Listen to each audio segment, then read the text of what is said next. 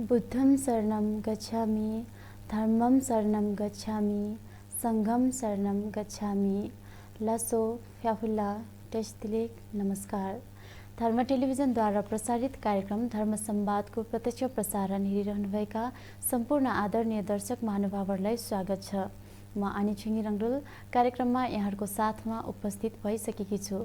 दर्शक महानुभावहरू, यो कार्यक्रम विशेष गरी बुद्ध धर्म, दर्शन, ध्यान, साधना, संस्कार, संस्कृति र परम्पराहरूबारे अमृत उपदेश एवं विविध धार्मिक तथा सांस्कृतिक विषयहरूमा जिज्ञासा, प्रश्नहरूको उत्तर एवं सन्देशमूलक कार्यक्रम हो।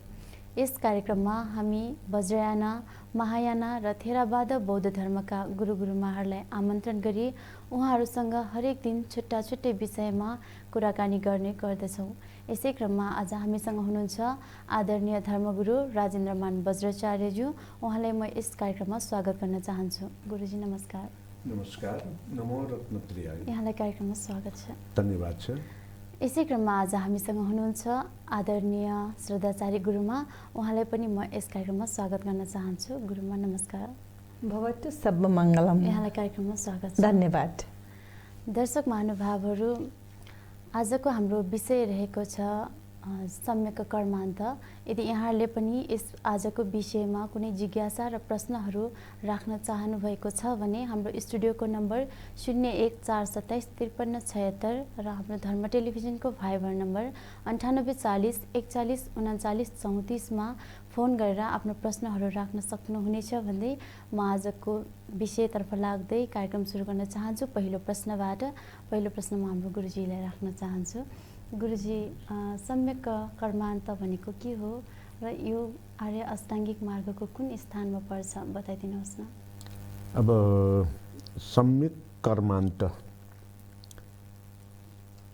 महत्त्वको हिसाबले यो हेतुफलसँग जोडिएको हुँदाखेरि संस्कारमा नपर्नको निमित्त यो उच्च स्तरमा पर्दछ र हामीले सम्यक दृष्टिबाट सुरु गरेर आज चौथो दिन हो क्यारे भने चौथो दिन भनेपछि यो आर्य अष्टाङ्गिक मार्गको चौथो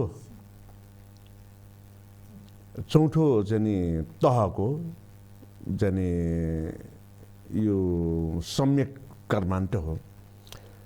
सम्यक कर्मान्तलाई मैले हेतुफलसँग किन जोडेँ भनेर भन्दाखेरि हामीले जे काम गर्यो त्यसको प्रतिफल भनेको त्यही पाउँछ।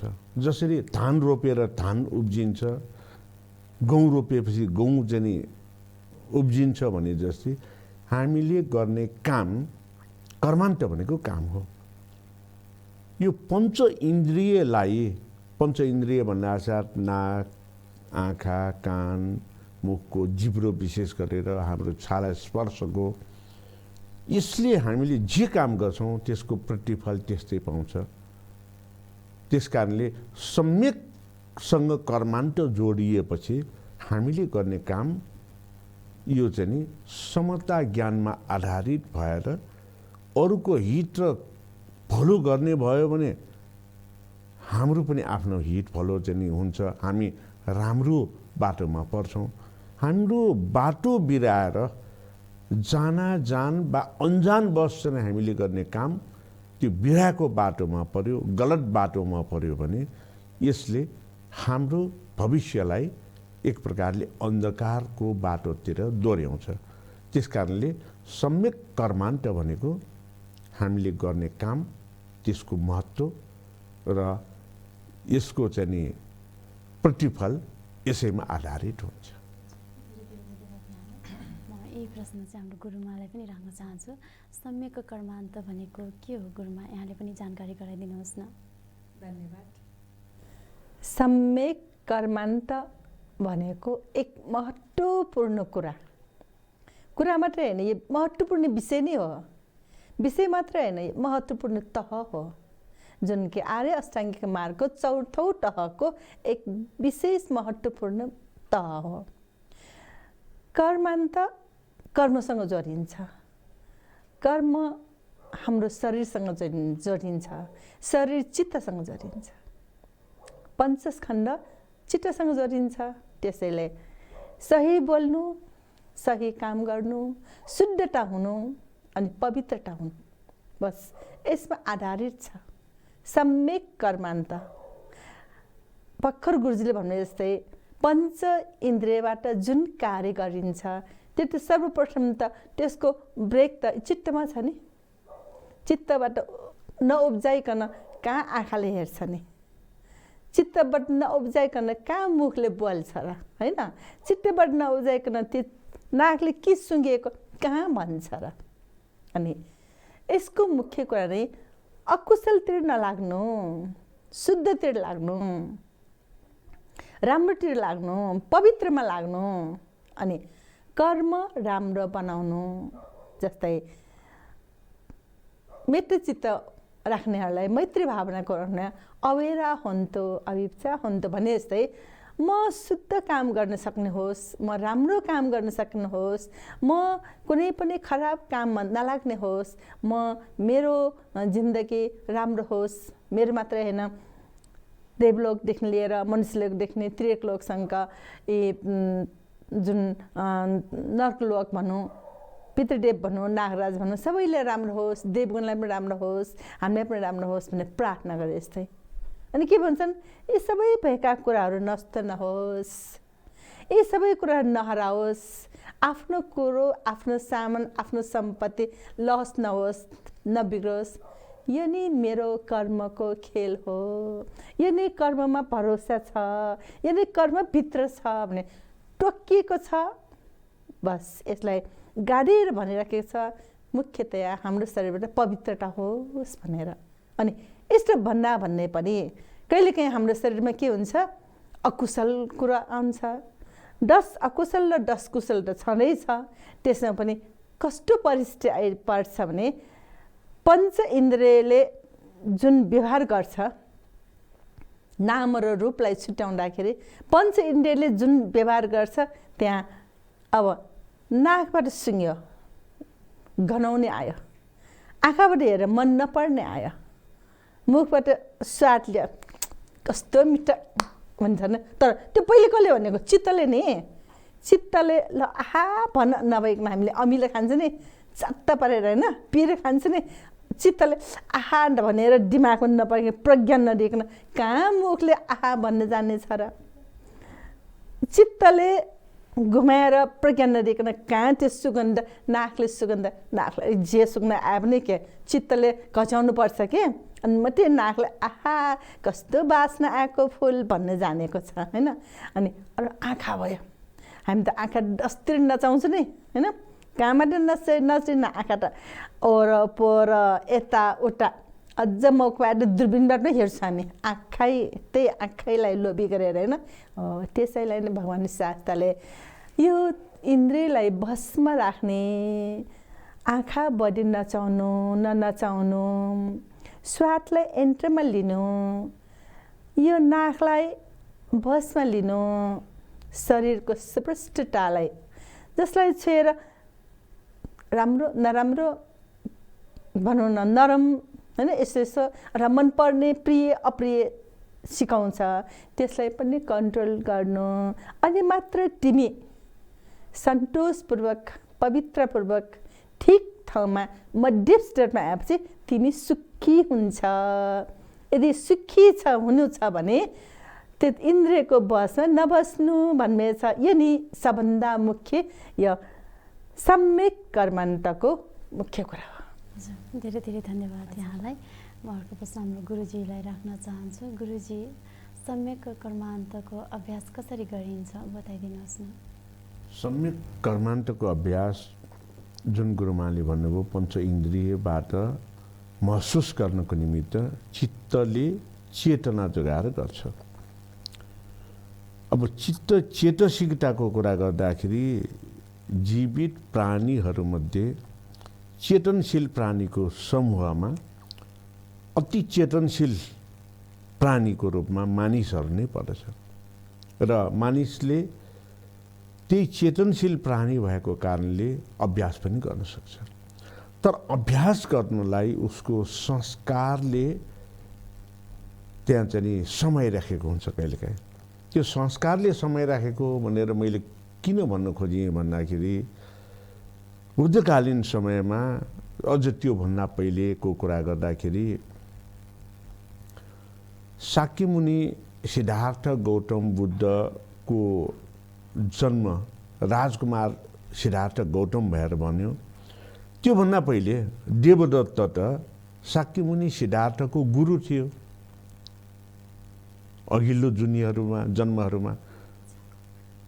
अनि पछि आएर चाहिँ के भयो त भन्दाखेरि शाक्यमुनि बुद्धको दाजुभाइमा जन्म भयो। त्यही देवदत्तको चित्तले मेरो भाइ मेरो दाजु एकदम सबैले मान्ने चाहिँ बुद्ध भए म पनि बुद्ध बन्छु भनेर राम्रो चेतना मात्रै गरेको भए सायद त्यो जुनीमा देवदत्त पनि के हुन्थ्यो बुद्ध हुन सक्थ्यो होला। तर चाहिँ के भयो देवदत्तको पनि धेरै पहिलेको संस्कारले गरेर त्यो बेला के भयो एउटा नराम्रो कर्मान्तमा पुग्यो। सँग भेट गरेर सँग टुक्राएर आफू नेतृत्वमा आउन खोज्ने बुद्धलाई मारेर भए पनि त्यो बुद्ध सँगको चाहिँ नेतृत्व लिन खोज्ने त्यस्तो कर्मान्त चाहिँ गरेपछि देवदत्त चाहिँ एकातिर पीडित चाहिँ हुन पुगे। शारीरिक रूपमा पनि पीडित हुन पुगे मानसिक रूपमा पनि पीडित हुन पुगे। अझ चाहिँ देवदत्तले कस्तोसम्म काम गर्यो भन्दाखेरि अर्को देशको राजालाई राजाको छोरा अजातशत्रुलाई हातमा लिएर बाउलाई मार्नसम्म लगाए राजालाई थुनेर। भनेपछि यस्तो कर्मान्त गरेको कर्म गरेको कारणले देवदत्तले पिछुट्टो त्यही जीवनमा अन्तिम क्षणमा बुद्धं शरणं गच्छामि धर्मं शरणं गच्छामि सङ्घं शरणं गच्छामि भनेर आफ्नो देह त्याग गरे तापनि उसले राम्रो कर्मफल प्राप्त गर्न सकेन। अब सिद्धार्थ कुमार 84 जुनी पार गरेर जुन चाहिँ बुद्धत्व प्राप्त गर्ने जुनीमा आउँदाखेरि विभिन्न यस्तो अन्य व्यक्तिहरूको कर्मले मारहरूले सिद्धार्थ कुमारलाई छुन सकेन। राम्रो काम गरेर जन्म जन्मान्तरमा आइसकेको कारणले त्यस कारणले यो अभ्यास भनेको हाम्रो पञ्च इन्द्रियलाई गुरुमाले भन्नुभए जस्तै काबुमा राखेर पञ्च इन्द्रियले काम गर्दाखेरि त्यसलाई चित्त चेतसिक मनले सत् कार्य सत् मार्गमा मात्रै लाग्नको निमित्त अभिप्रेरित गर्ने। यो अभिप्रेरित भनेको के भन्दाखेरि हामी चतु ब्रह्म विहारमा लागेर गर्न सकिन्छ। यो चतु ब्रह्म विहारमा लागेर चेतनालाई अभिप्रेरित गरेर पञ्च इन्द्रियलाई काम गर्दाखेरि मैत्री करुणा मुदिता र अपेक्षित उपेक्षाका साथ जब मानव जीवनमा हामीले काम गर्छौँ त्यो नै सम्यक कर्मान्तको अभ्यास हो। धेरै धेरै धन्यवाद यहाँलाई। म अर्को प्रश्न हाम्रो गुरुमालाई राख्न चाहन्छु। गुरुमा बौद्ध धर्ममा सम्यक कर्मान्तको महत्त्वबारे जानकारी गराइदिनुहोस् न।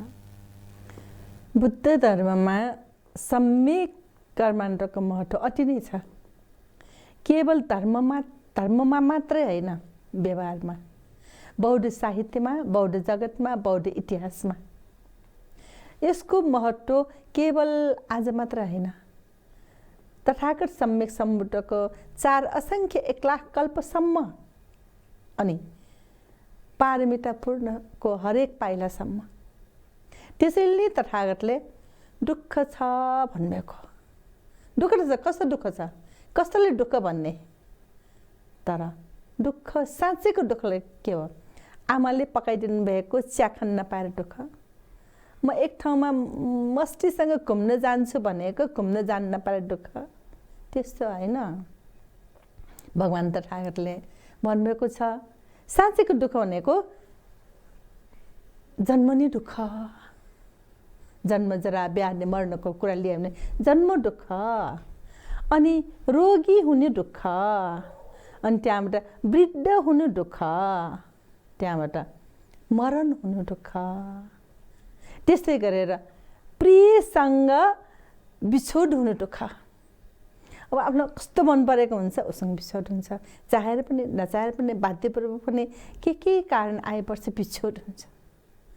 अनि अप्रियसँग बस्नु दुःख, जसको अनुहारै हेर्न मन लाग्दैन उसँग तासिएर बस्नुपर्छ। अरे मुख हेर्ने कि नहेर्ने, मुख हेरौँ ठस्स पर्छ, प्रेसर हाई हुन्छ, नहेरौँ अर्कै दुःख हुन्छ होइन, दुःख।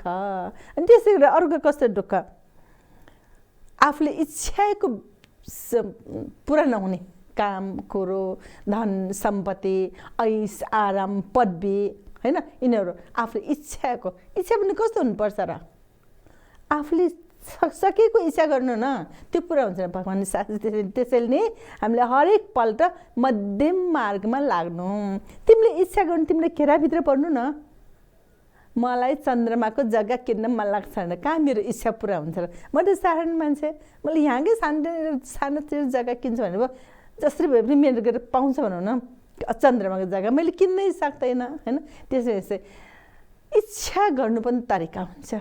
अनि अप्रिय प्रिय गर्दा अगाडि के हुन्छ उनीहरूको, लास्टमा आएर पञ्चस खण्डनी दुःख, टोकेर भन्नुभयो तथागतले पञ्चस खण्डनी दुःख। जस्तै गुरुजीले भन्नुभयो नि इच्छा चित्तबाट चेतसिक, अनि त्यो पञ्चसँग नाच्छ त्यो होइन, घरि आँखामा छुन्छ, घरि कानमा छुन्छ, घरि जिब्रोमा, घरि अनि शरीरमा छेपछि तासिन्छ। जब मनले र शरीरले र वचनले न काय वाचा मन सबैले तासिएपछि दुःखले त्यस्तै आइपर्छ। त्यो पुरा भए पनि दुःख छ, अपुरा भए पनि हुन्छ। अनि पुरा भए पनि किन दुःख, त्यो नित्य होइन अनित्य, सधैँभरि पाउँदैन। मेरो रूप कस्तो राम्रो लाग्छ मलाई त, सधैँभरि यो रूप राम्रो हुन्छ, पछि हेर्नु अलि बुढी अनुहारले ल म पहिले कति राम्री थिएँ भन्ने पाउँछ। यो अनित्य हो भने सोच्यो भने ए म ह्याप्पी हुनसक्छु, यस्तै हो भन्नसक्छ। उनी जस्तै मभन्दा 10 वर्ष मुनिको जस्तै म राम्री हुनु भएन भनेर चित्त दुखायो भने के हुन्छ। जस्तै सासु र बुहारी हुन्छ नि, घरकै कहानीमा सासूले बुहारीले मैले कस्तो आज पहिले कस्तो गरेँ, तिमी बुहारी पनि यस्तै गर्नुपर्छ भन्थ्यो कि त्यहाँ दुःख के हुन्छ, बुहारले पनि दुःख, सासुलाई पनि दुःख। जब पहिलेको समय यस्तै हो, अहिले समय यस्तै हो, हामी यसरी सेक्रिफाइस हुनुपर्छ, एक आपसमा मिल्नुपर्छ, कुरा मिलाउनुपर्छ, काम मिलाउनुपर्छ, सहनुपर्छ। सासुले सासको ठाउँ सहनुपर्छ, बुहारले बुहारीकै ठाउँ सहनुपर्छ भने त्यहाँ अन्तर्द्वन्द हुँदैन, झगडा हुँदैन, एक आपसमा मनको खेल अनमेलता हुँदैन। अनि त्यसैले भगवान् शास्त्रले यो पनि भन्नुभएको छ कि यो सबै चक्रहरू मिलाउने हाम्रै काम हो। त्यो भनेको हाम्रै चित्तको बस हो, त्यो भनेको आफ्नै मनको कुरो हो। मनलाई कन्ट्रोल गर्नु, ब्रेक समाउनु, ताकि कुनै पनि रसको त्यो ब्रेक समाउनु, अनि आफूले बोध गर्नु। यस्तो हो भने सही मार्गमा लाग्नु, अनि तिमी सुखी हुन्छ भन्नुभएछ। हजुर, अर्को प्रश्नमा हाम्रो गुरुजीलाई राख्न चाहन्छु। गुरुजी, सम्यक कर्मान्त बिना बौद्ध धर्मको बाटोमा लाग्न सकिन्छ कि सकिँदैन, बताइदिनुहोस् न। सम्यक कर्मान्त बिना बौद्ध धर्मको ठिक उल्टो बाटो चाहिँ लाग्न सक्छ। किन भन्दाखेरि राम्रो कर्म गरे राम्रो फल पाइन्छ, नराम्रो कर्म गरे नराम्रो फल पाइन्छ। अब सम्यक कर्मान्त बिना हामी चाहिँ जीविकोपार्जन गर्नु भनेको दुःख पाउनको लागि, रोग चाहिँ व्याधि निम्तिनको लागि आदि इत्यादि यस्तो चाहिँ फल प्राप्त हुन्छ। अब गुरुमाले जुन रोगहरूको प्रेसर हाई हुने कुरा गर्नुभयो नि, त्यसमा म एउटा के जोड्न चाहन्छु भन्दाखेरि आजकल सुगर डायबिटिज रोग नभएका व्यक्तिहरू खोज्नु पर्ने अवस्था आइसक्यो नेपालमा पनि।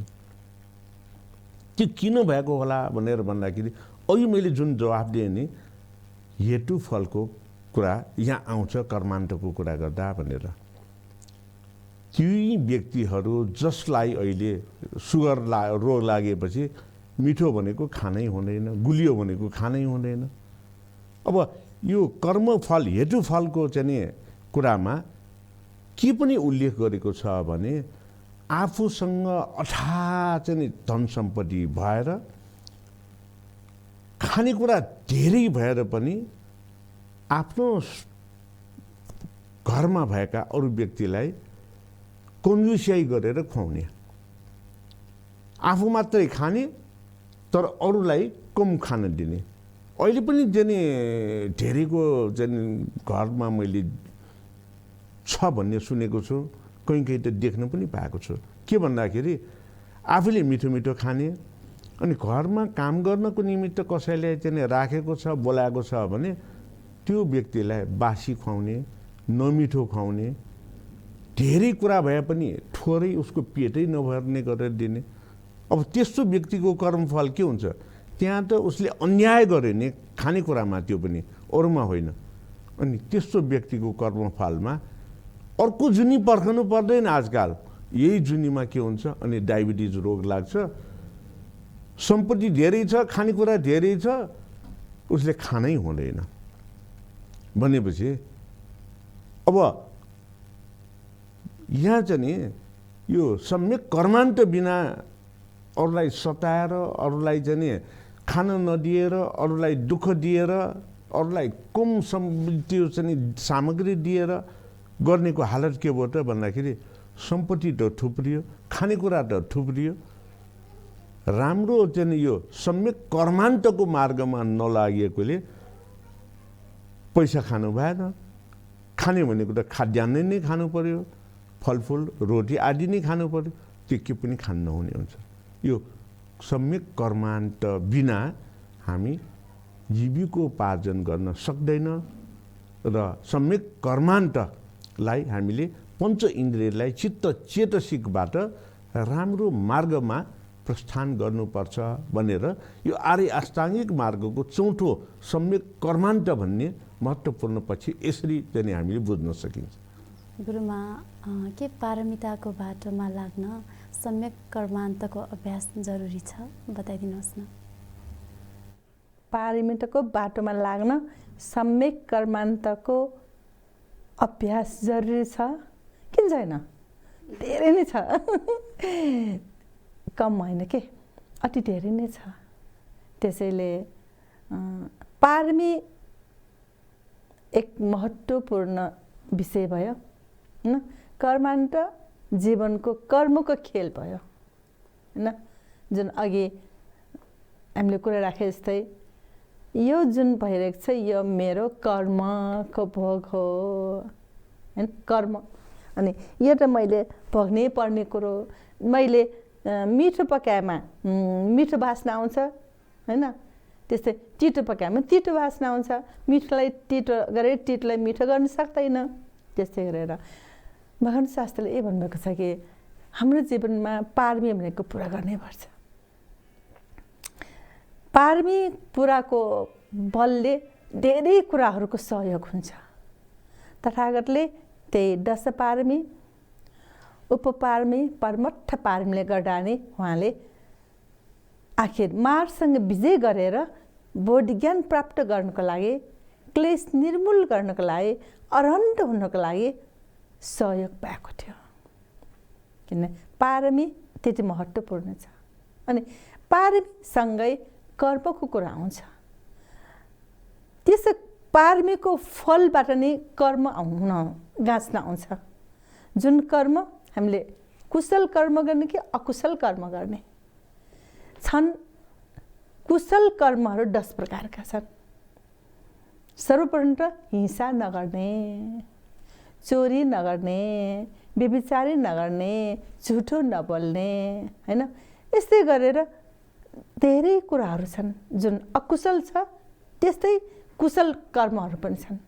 आफ्नो हाम्रो जीवनलाई सुखमय बनाउन कसलाई मन पर्दैन? सबैलाई मन पर्छ।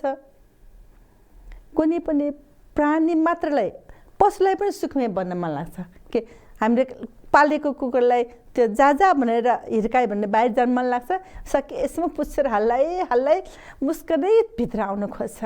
जहाँ मिठो छ, जहाँ मालिक छ, जहाँ नरम छ त्यहाँ बस्न खोज्छ हामीले तिम्रो ठाउँ त्यहाँ होइन उता जाऊ भने पनि जान्छन् बस्छन् फेरि आउँछन् भने जस्तै हाम्रो जीवनमा पनि हामीलाई सुखै मनपर्छ।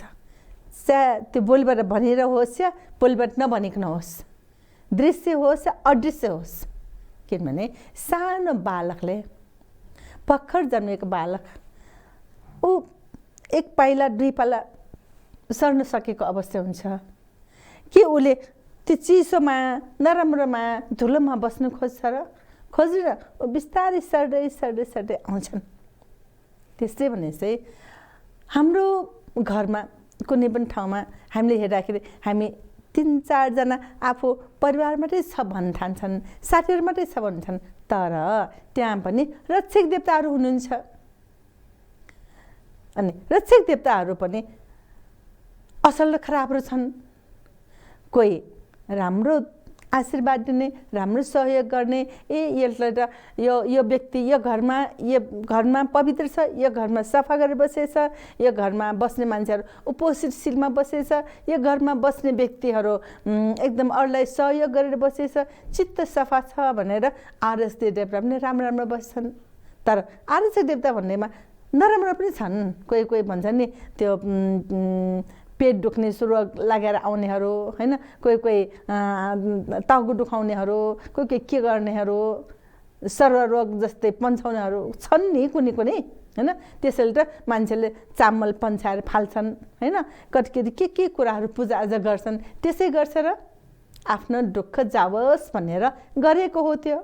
त्यस्तै गरेर हाम्रो जीवनमा पनि कुशल कर्महरू छ धेरै। त्यसैले यो सम्यक कर्मान्तमा कुशल कर्म नै अपनाउनु। तिम्रो कर्म राम्रो गर्ने हो भने अकुशल कर्म नअपनाउनु। तिमी सचेत हुनु। अघि के कुरा आयो? चेतना र चेतसिकको कुरा आयो। अब यसमा सुख चाहिन्छ, राम्रो कर्म संस्कार बनाउने हो भने सचेत हुनु। कुशल कर्म अनुसार सचेत हुनु भनेको नै हामी पारमिता अनि कर्मान्तसँग धेरै सजिलोसँग सम्बन्ध छ। यो जस्तै नङ र मासुको सम्बन्ध छ भन्छ नि, त्यस्तै नै छ, कुनै फरक छैन। हामीले छुट्याएर छुट्न सक्ने होइन। राम्रोको कर्म राम्रै आउँछन्, नराम्रोको कर्म नराम्रै आउँछन्। भोग्ने त आखिर हामीले नै हो। त्यसैले नै मेरो कर्म मैले जे भइरहेछ यो मेरो कर्म नै भोग हो भनेर हामीले चित्त बुझाउनु छ। धेरै धन्यवाद यहाँलाई। म अर्को प्रश्न चाहिँ अब हाम्रो गुरुजीलाई राख्न चाहन्छु। गुरुजी, कार्य सफलतामा सम्यक कर्मान्तको कस्तो भूमिका रहन्छ बताइदिनुहोस् न। कार्य सफलतामा सम्यक कर्मान्तको भूमिका भनेको भर्खरै गुरुमाले चाहिँ भन्नुभयो नि, यो राम्रोको राम्रो हुन्छ, नराम्रोको नराम्रो हुन्छ। नराम्रो कसले चाहन्छ र सबैले राम्रो चाहन्छ भनेर। अब कार्य सफलता भनेको राम्रो चाहनु हो। अब हामीले सम्यक कर्मान्त शब्दलाई एकपल्ट केलाएर हेरौँ त। सम्यक कर्मान्त भनेपछि त्यहाँ के भयो? सम्यक कर्मान्त भनेपछि हामीले कुशल कर्म गर्ने। कुशल कर्म के को लागि त भनेर भन्दाखेरि हामीले राम्रो जीवनयापनको निमित्त। कुशल कर्म के को निमित्त भन्दाखेरि यो मानव जीवन भव संसारमा जन्म भएपछि हामी चाहिँ यो जीवनबाट मुक्त भएर दुःख पाउन फेरि नजन्मियोस् भन्नको निमित्त। अब यहाँ पारमिता भनेर जुन अघि गुरुमालाई सोध्नुभयो नि, हामी सम्यक कर्मान्तको कुरा गर्दाखेरि सम्यक कुशल भयो होइन। अनि कर्मान्त भनेको के भयो त भन्दाखेरि यो कर्मको अन्त गर्ने। के को लागि अन्त गर्ने भन्दाखेरि दुःखबाट मुक्त हुनको निमित्त। दुःखबाट मुक्त हुनको लागि कर्मलाई अन्त गर्ने भनेको कसरी त भन्दाखेरि फेरि नजन्मियोस्। जन्मिएपछि त दुःख हुन्छ। त्यस कारणले नजन्मियोस्, यो कर्मको अन्त होस् भनेर हामीले खोज्नु नै एउटा यो दुःख पाउने जन्मलाई हामीले पारङ्गत गरेर अन्तिम जन्म नै यही होस् भनेर चाहना राख्ने हो। त्यस कारणले मानव जीवनमा सफलताको निमित्त सम्यक कर्मान्तको अति आवश्यक हुने गर्दछ। सफलताको निमित्त भनेर भन्दाखेरि म एउटा झट्ट मलाई चाहिँ सम्झना आयो। म बैंकिङ कारोबारमा एउटा काम गर्नको निमित्त बैंकभित्र छिरेको थिएँ। छिर्ना साथै मैले चाहिँ नि हुन त अब त्यो बैंकमा त्यसरी उहाँले गर्नुहुन्छ हुन्न भन्ने कुरा आफ्नै ठाउँमा छ। म बैंकको त्यो कार्यकक्षमा छिर्ना साथ मैले आफ्नो स्वर आफैले चाहिँ सुने। त्यहाँ बैंकको त्यो कर्मचारीले मेरै भिडियो युट्युबबाट हेर्दै रहेछ। भनेपछि छिर्ना साथ मैले स्वर सुने, आफ्नै स्वर सुनेपछि अनि मैले जुन कामको लागि त्यहाँ गएको थिएँ के भन्दै म भित्र छिरेँ भनेर भन्दाखेरि त्यो कम्प्युटरमा युट्युबको मेरो चाहिँ भोइस मेरो भिडियोलाई बन्द गरिदिनु भए पनि हुन्छ, म आफै आइसकेँ, त्यो कुरा म अहिले नै व्यक्त गर्छु भनेर भन्दै हाँस्दै भित्र छिरेँ कि। यसरी छिर्दाखेरि त्यो बैंकको कर्मचारी एकपल्ट मेरो अनुहार हेरेर वाल्ल पर्यो। ए गुरुजी पो रहेछ भनेर भन्नुभयो कि। अनि के कामको लागि भनेर भने यो काममा आएको भनेर भने मैले त्यो कामको लागि त्यो कुरा वस्तु उसको अगाडि त्यहाँ चाहिँ नि जे कामको लागि गएको थिएँ त्यो कागजपत्र त्यहाँ अगाडि राखेँ। अनि गुरु कहाँ बस्नुहुन्छ भनेर भन्यो। म यहीँ नजिक बस्छु भनेर भने आफ्नो ठाउँ गाउँ ठाउँ चाहिँ मैले ठेगाना बताइदिएँ। अनि मेरो काम के गर्ने भनेर भन्दा गरिदिइसकेँ भनेर भने। अब के भयो त भन्दाखेरि मेरो कार्य सफल यो टेलिभिजन मार्फत फेसबुक लाइभ मार्फत मैले जुन कार्य गरिराखेँ यो कुशल कर्मान्तमा परेको हो कि भनेर मैले महसुस गरेँ। किन भन्दाखेरि मेरो यो चाहिँ नि कार्यक्रम हेरिराख्नु भएको कारणले मैले कुरा गर्दा गर्दै उहाँले चाहिँ मेरो काम सम्पन्न गरिदिइसक्यो भनेपछि मेरो कार्य सफलता गर्न मैले आफ्नो काम सफलतापूर्वक सम्पन्न गर्न कति सजिलो भयो। त्यस कारणले कोही पनि जीवित प्राणी मध्ये मानिस चेतनशील प्राणी हो।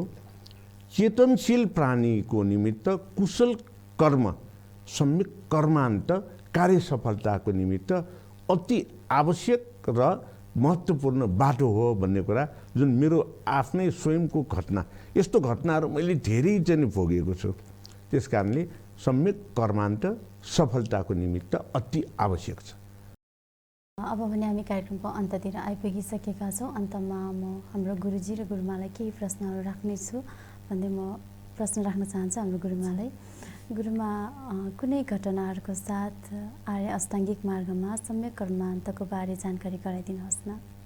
हजुर,